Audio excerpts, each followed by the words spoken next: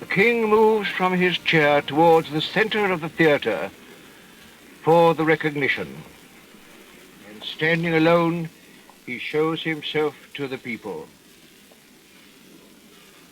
The Archbishop turns to the east part of the theater. With him go the Lord Chamberlain, the Lord Chancellor, the Lord High Constable, and the Earl Marshal, Garter, King of Arms, preceding them. The Archbishop of Canterbury presents King George to the people. Sir, I here present unto you King George, your undoubted king. Wherefore all you who are come this day to do him homage and service, are you willing to do the same?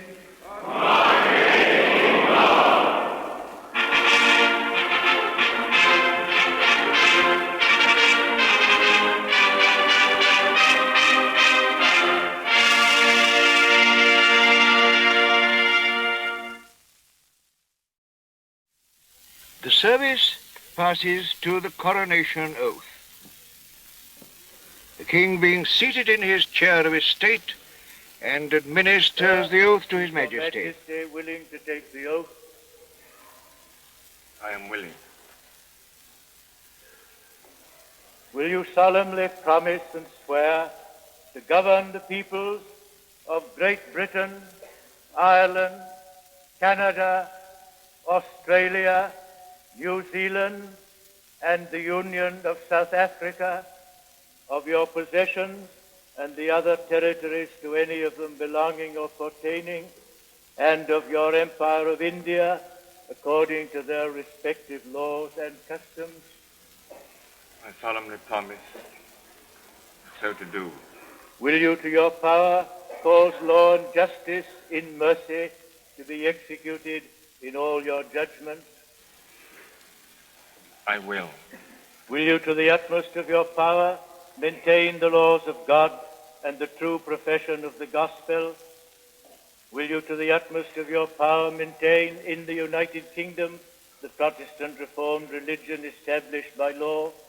And will you maintain and preserve inviolably the settlement of the Church of England and the doctrine, worship, discipline, and government thereof, as by law established in England? And will you preserve unto the bishops and clergy of England and to the churches there committed to their charge all such rights and privileges as by law do or shall appertain to them or any of them? All this I promise to do. The king leaves his chair of estate and with a sword of state carried before him goes to the altar. His Majesty kneels and lays his right hand on the Holy Gospel in the Great Bible and reaffirms his promise. Things which I have promised, which I have here before promised, I will perform and keep. So help me God.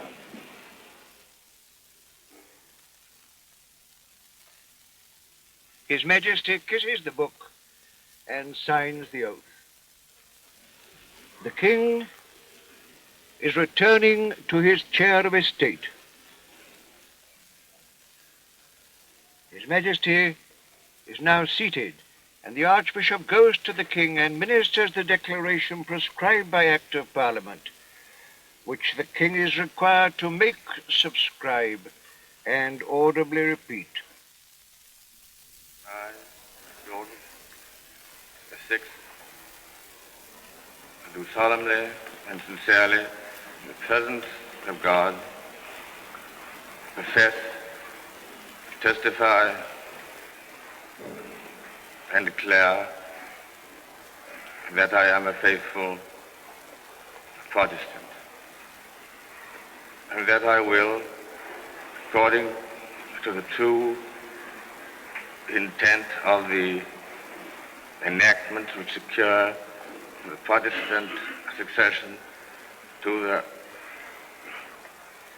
throne, uphold and maintain the said enactments to the best of my powers, according to law.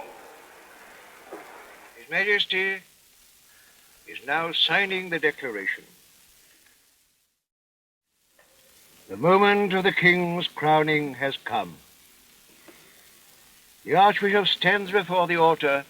He takes St. Edward's crown in his hand and lays it before him upon the altar. O God, the crown of the faithful, bless, we beseech thee, and sanctify this thy servant George our King, and as thou dost this day set a crown of pure gold upon his head, so enrich his royal heart with thine abundant grace, and crown him with all princely virtues, through the King eternal, Jesus Christ, our Lord. Amen. His Majesty is seated in King Edward's chair. The Archbishop, assisted by the other bishops, moves down from the altar. The Dean of Westminster brings the crown. The Archbishop takes it from him and lays it reverently on the King's head. The peers and the kings of arms put on their coronets.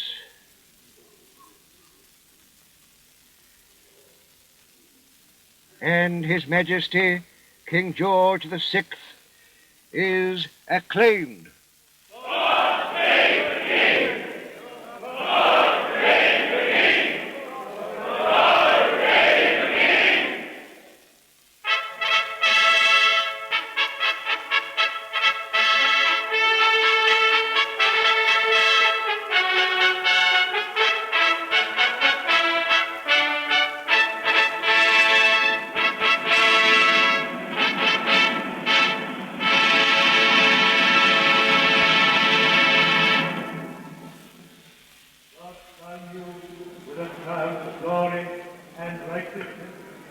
That by the ministry of this our benediction, having a right faith and manifold fruit of good works, you may obtain the crown of an everlasting kingdom by the gift of him whose kingdom endureth forever.